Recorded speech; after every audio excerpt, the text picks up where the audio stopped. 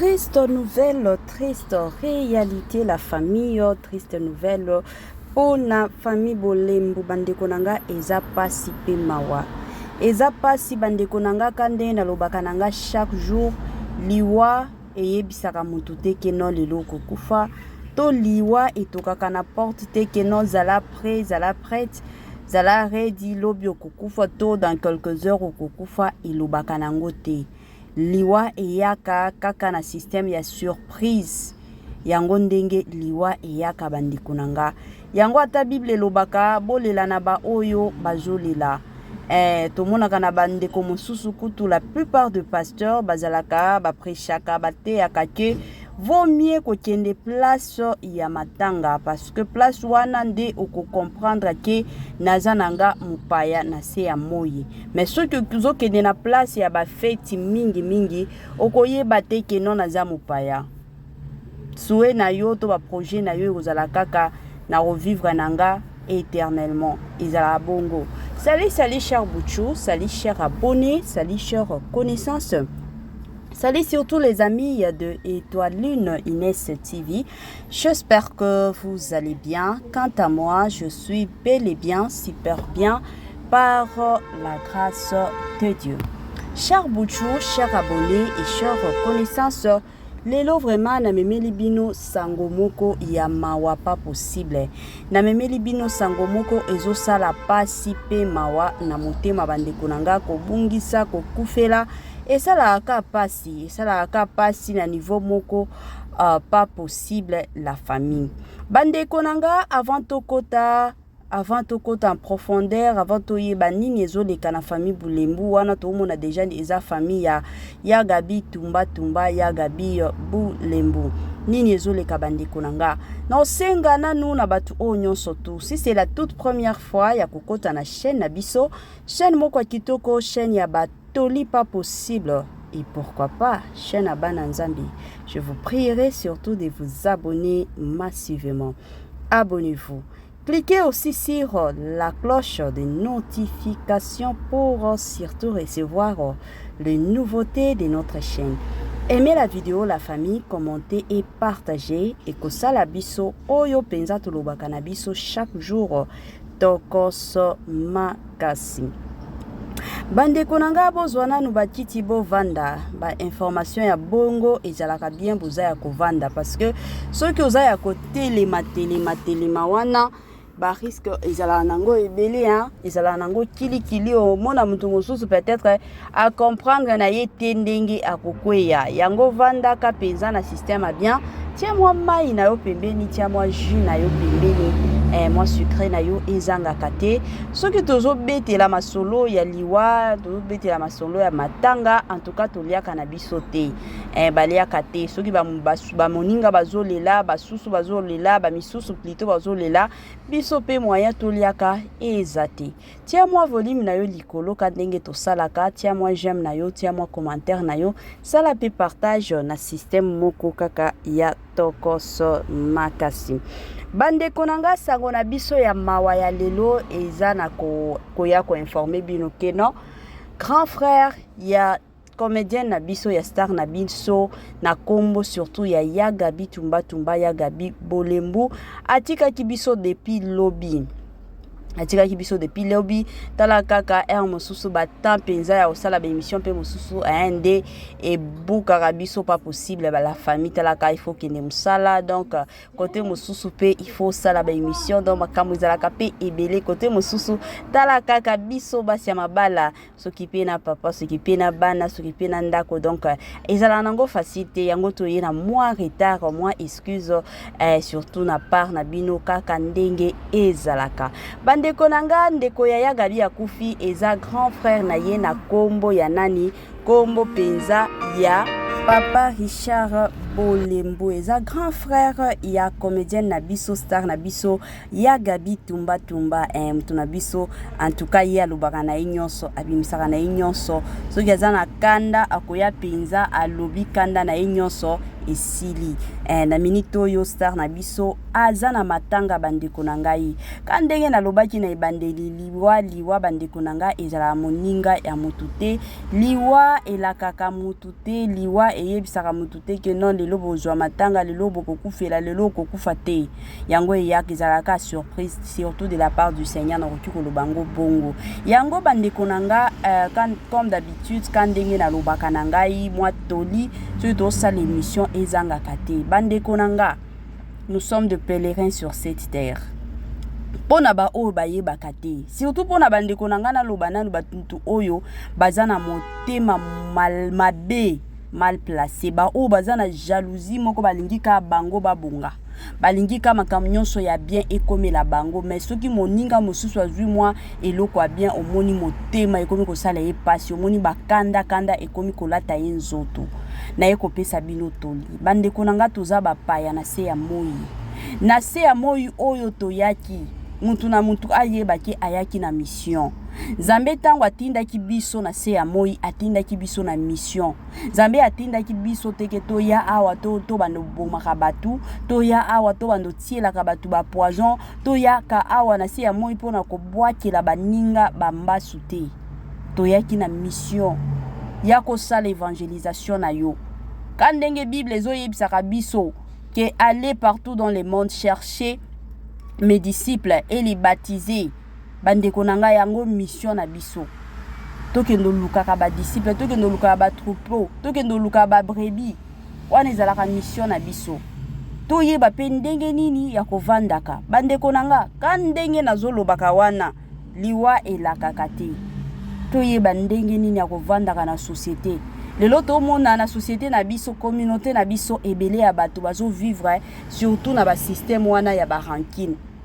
mutu tel na mutu tel balobisanaka te mutu tel na mutu tel batalanaka te mutu tel na mutu tel donc bitumba nde bitumba bandeko totika vanité de vanité tout est vanité biloko nyonso tomona na se ya moi ekoleka ebele ya bato lelo bazowelelaka succès omona bato mosusu na parce que tozalaka ba camarades parce que ngana intel tosololaka mais ye abongi ngana zobonga te pourquoi omoni mutu mosusu ki mutema mabe komi kolata enzoto akomi kotia makanisi na tiela eta poison na bomaye na bwakila ye maladie na faire souffrir ye ba mosusu omona ta na musala bo sala place moko omoni moninga na yo parce que vie na yo komi ko changer akomi kolobela yo mabe epa ya ba chef pour que balongola yo musala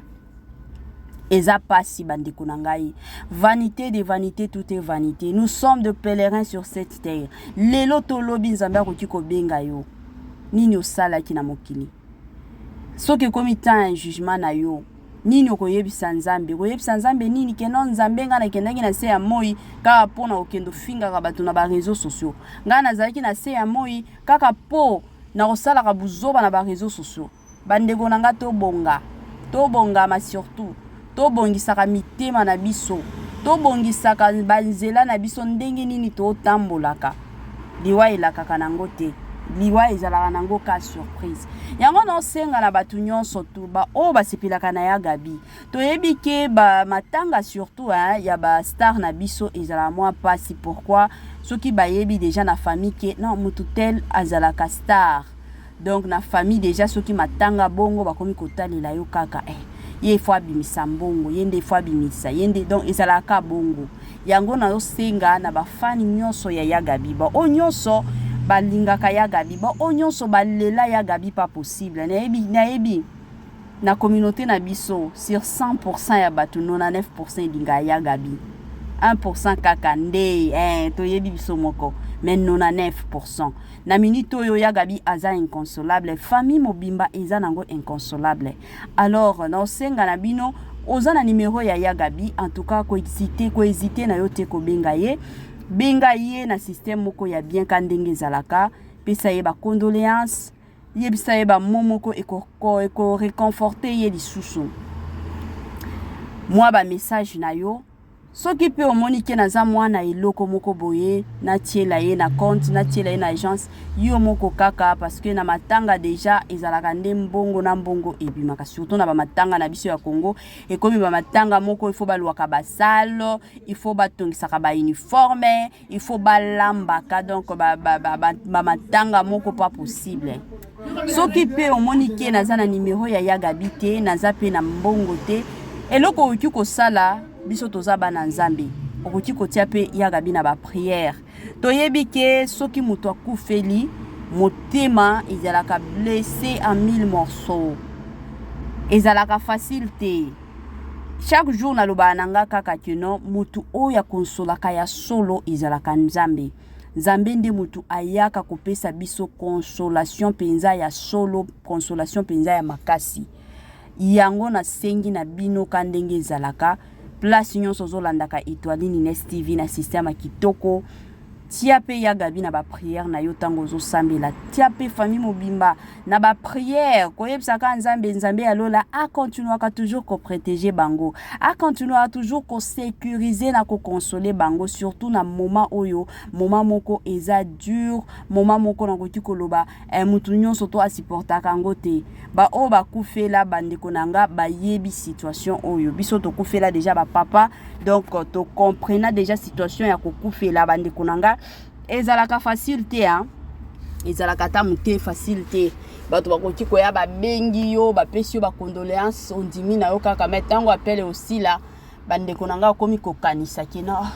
mutu akeka boya za kolala to akolamuka donc ba question ezalaka nango kilikili mais mutu oyo penza ayaka kopesa kimia na motema mutu oyo ayaka kopesa penza ona koki koloba assurance ya makasi ezalaka nzambe nde apesa biso assurance nzambe pende akonsolaka biso na pete nyonso tango akonsolaka biso en tout cas akonsolaka biso na motema mobimba na motema moko ya kitoko et encore kitoko mingi makasi bandeko na ngai